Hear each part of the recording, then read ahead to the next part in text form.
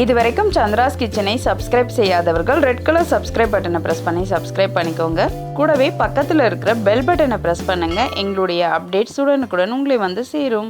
Hi friends, welcome to Chandra's kitchen. இன்னைக்கு நம்ம ரொம்ப ஹெல்த்தியான புரோட்டீன் நிறைஞ்ச ஒரு ஸ்நாக்ஸ் ரெசிபி தான் பார்க்க போகிறோம். இந்த ஸ்நாக்ஸ் ரெசிபி பார்த்தீங்கன்னா ரொம்பவே சூப்பராக இருக்கும். இன்னைக்கு நம்ம பண்ண போகிற ஸ்நாக்ஸ் என்ன அப்படின்னு பார்த்தீங்கன்னா வெஜ் கோலா உருண்டை. இந்த வெஜ் கோலா உருண்டை வந்து பார்த்தீங்கன்னா நான் என்னோட ஸ்டைலில் உங்களுக்கு செஞ்சு காமிக்க போகிறேன். இந்த வெஜ் கோலா உருண்டை ரொம்பவே டேஸ்டாக இருக்கும். வாங்க இந்த வெஜ் கோலா உருண்டைக்கு தேவையான பொருட்கள்லாம் என்னென்ன எப்படி செய்கிறதுன்னு பார்க்கலாம். இந்த வெஜ் கோலா உருண்டைக்காக நான் பச்சை பயிறு எடுத்திருக்கேன். இந்த பச்சை பயிறு வந்து பார்த்தீங்கன்னா நான் 150 கிராம் அளவுக்கு பச்சை பயிரை முளைக்கட்டி எடுத்து வச்சிருக்கேன். பச்சை பயிரை எப்படி முளைக்கட்டுறது அப்படின்னு பார்த்தீங்கன்னா, பச்சை பயிரை வந்து நம்ம ஒரு 6 மணி நேரம் ஊற வச்சிடணும். ஊற வச்சுட்டு அதுக்கப்புறம் வந்து நீங்கள் அந்த பயிரை எடுத்து ஒரு துணியில் வச்சு நீங்கள் மூடிட்டு உங்ககிட்ட இருக்கிற வடிகட்டியில் அந்த பயிரோட அந்த மூட்டையை வச்சுட்டு மேலே நீங்கள் ஒரு சின்ன தட்டு போட்டு மூடி வச்சிட்டிங்கனாலே போதும். அந்த இருட்டிலே வந்து உங்களுக்கு சீக்கிரமாக அந்த பயிர் வந்து முளைக்கட்ட ஆரம்பிச்சிரும். உங்களுக்கு அடுத்த நாள் காலையில் வந்து நீங்கள் ஒரு 11 மணி போல் பார்த்தீங்கனாலே நல்லா முளைக்கட்டி இருக்கும். நான் அந்த மாதிரி தான் முளைக்கட்டி வச்சுருக்கேன். பச்சை பயிரை நம்ம முளைக்கட்டி சாப்பிடும்பொழுது ரொம்பவே உடம்புக்கு ஹெல்த்தியும் கூட. நம்ம வந்து இதை நம்ம நல்லா வாஷ் பண்ணிவிட்டு அதுக்கப்புறமா யூஸ் பண்ணணும்.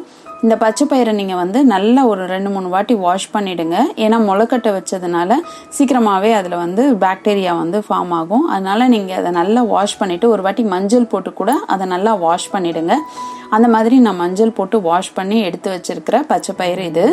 இதோட நம்ம என்ன சேர்க்க போகிறோம் அப்படின்னு பார்த்தீங்கன்னா, ஒரு 3 ஸ்பூன் அளவுக்கு துவரம்பருப்பை எடுத்திருக்கேன். துவரம்பருப்பை வந்து 1/2 மணி நேரத்துலேருந்து 1 மணி நேரம் இந்த துவரம்பருப்பை ஊற வச்சா போதும். நம்ம ஊற வச்சு எடுத்து வச்சிருக்க துவரம்பருப்பு. இந்த துவரம்பருப்பு எதுக்காக சேர்க்குறோன்னா உங்களுக்கு வந்து டேஸ்ட் நல்லா இருக்கும். அதுக்கப்புறம் வந்து கொஞ்சம் நல்லா மொறுமொறுப்பு தன்மையும் கொடுக்கும். அதனால தான் நம்ம துவரம்பருப்பு சேர்த்துருக்கோம்.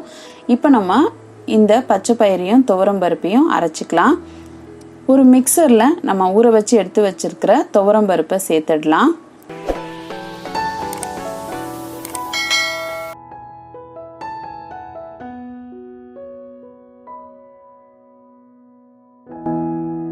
அடுத்ததா நம்ம ஒரு 3 பச்சை மிளகாவை இதோட சேர்த்துக்கலாம். நம்ம முளைக்கட்டி வாஷ் பண்ணி வச்சிருக்கிற பச்சை பயிரை இதோட சேர்த்துடலாம். அடுத்தது ஒரு 2 பல் பூண்டு. இந்த கோலா உருண்டைக்கு தேவையான அளவு உப்பு சேர்த்து நம்ம வந்து நல்லா மாவா அரைச்சுக்கோங்க. பச்சை பயிரை வந்து நல்லா அரைச்சிட்டு இந்த மாதிரி நல்லா கலந்துருங்க.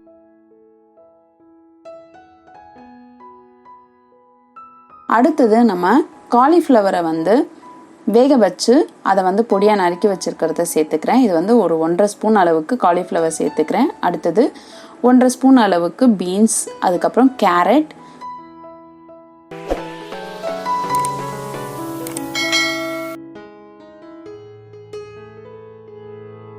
ஒரு வெங்காயம் வந்து பொடியாக நறுக்கி வச்சிருக்கிறத சேர்த்துக்கிறேன். கருவேப்பிலை, கொத்தமல்லி சேர்த்துக்கலாம்.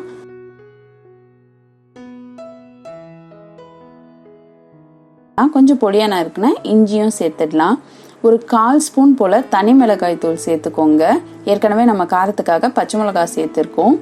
அடுத்ததா கொஞ்சம் போல சால்ட் சேர்த்துக்கலாம். நம்ம அரைக்கும் பொழுதும் உப்பு சேர்த்துருக்கோம். இருந்தாலும் இந்த காய்கறியில உப்பு படணுன்றதுக்காக கொஞ்சம் போல உப்பு சேர்த்துக்கோங்க. சேர்த்துட்டு நல்லா இதை கலந்துருங்க. இதை நல்லா நம்ம கலக்கணும். இப்போ நான் வந்து நல்லா வந்து கலந்தாச்சு. நம்ம காலிஃப்ளவர், கேரட், பீன்ஸ்லாம் போடுறதுனால இன்னும் டேஸ்ட் நல்லாயிருக்கும். அடுத்ததாக நம்ம 1.5 ஸ்பூன் போல் அரிசி மாவு சேர்த்துக்கலாம். அரிசி மாவு சேர்த்துட்டு நல்லா கலந்துருங்க. இது வந்து மேலே உங்களுக்கு நல்ல கிறிஸ்பியான லேயர் கொடுக்கும். அதுக்காக நம்ம அரிசி மாவு சேர்த்துருக்கோம். அரிசி மாவு சேர்த்துட்டு நல்லா இதை கலந்துடலாம். நம்ம பச்சை பயிரை முளைக்கட்டி சாப்பிட்றது டெய்லியுமே கொஞ்சம் கொஞ்சம் எடுத்துக்கிறது நல்லது. இதை வந்து நம்ம வேக வச்சு சாப்பிட்றதும் ரொம்பவே நல்லது. நம்ம பச்சை பயிரை ஏதாவது ஒரு விதத்தில் நம்ம டெய்லி ஃபுட்டில் எடுத்துக்கலாம். இப்போ நம்ம நல்லா கலந்தாச்சு. அடுத்ததாக நம்ம சின்ன சின்ன உருண்டைகளாக இதை வந்து உருட்டி வச்சுக்கலாம். இந்த மாதிரி கொஞ்சம் கொஞ்சமாக எடுத்து நம்ம உருண்டையாக உருட்டி எடுத்து வச்சுக்கோங்க. நம்ம வெஜ் கோலா உருண்டை பொரிக்கிறதுக்காக ஒரு கடாயில் தேவையான அளவு எண்ணெய் சேர்த்துக்கலாம். நான் வந்து ரீஃபைண்ட் ஆயில் தான் சேர்த்துருக்கேன். எண்ணெய் வந்து ஓரளவு மிதமாக காஞ்சிருக்கும் பொழுது நம்ம உருட்டி வச்சிருக்கிற இந்த கோலா உருண்டைகளை ஒவ்வொன்றா இதில் சேர்த்துடலாம்.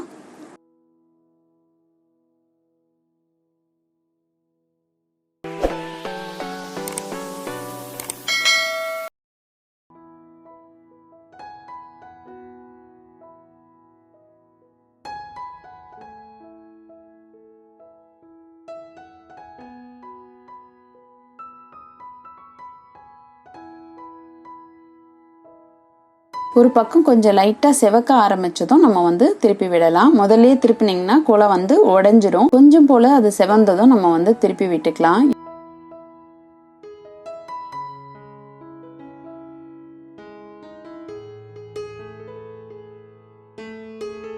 எல்லா பக்கமும் ஈவனாக வந்து சிவக்கணும். அதனால வந்து லைட்டாக வந்து நீங்கள் கலந்து விட்டுகிட்டே இருங்க.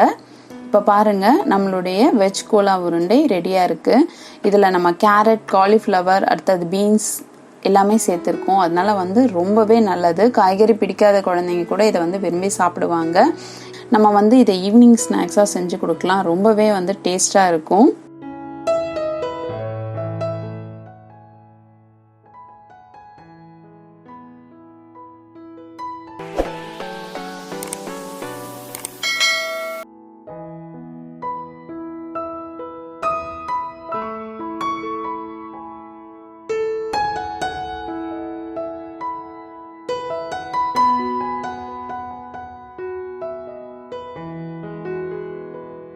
இப்போ நம்மளுடைய வெஜ் கோலா உருண்டை எல்லாமே செவந்துடுச்சு. நம்ம எடுத்துடலாம்.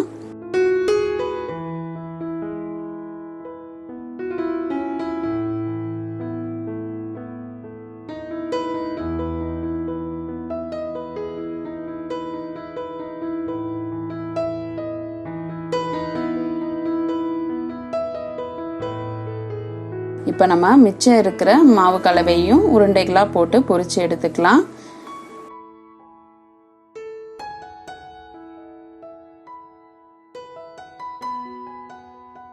நம்ம பச்சை பயிரை வந்து முளைக்கட்டி வச்சிருக்கிறதுனால உங்களுக்கு வந்து நிறைய புரோட்டீன் கிடைக்கும். இது குழந்தைங்களுக்கும் பெரியவங்களுக்குமே ரொம்ப நல்லது. கண்டிப்பாக இந்த வெஜ் கோலா உருண்டையை உங்கள் வீட்டில் ட்ரை பண்ணி பாருங்கள். இந்த வெஜ் கோலா உருண்டை ரொம்ப சூப்பராக இருக்கும். நம்ம கேரட், பீன்ஸ், அதுக்கப்புறம் வந்து காலிஃப்ளவர்லாம் சேர்த்துருக்கோம். இது கூட நீங்கள் பச்சை பட்டாணி கூட சேர்த்துக்கலாம். டேஸ்ட்டு நல்லா இருக்கும்.